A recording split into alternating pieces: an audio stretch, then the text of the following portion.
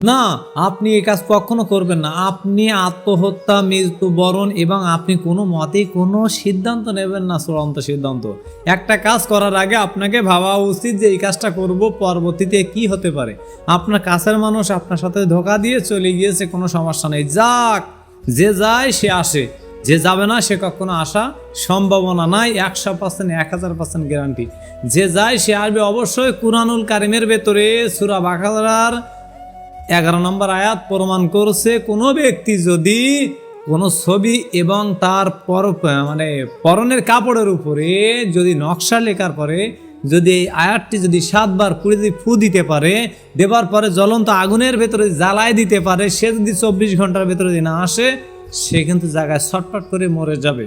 100% কোরআন তোমাকে সাক্ষী দিতেছে, আপনি এই কাজটা নিজেই করেন। মুসলমান ভাই বোনেরা, নিজেই করুন, কারোর ধারে যাওয়া লাগবে না। না বুঝতে পারলে আমার ডিসক্রিপশন বক্সে নাম্বারে যোগাযোগ করতে পারেন বিষয়টা।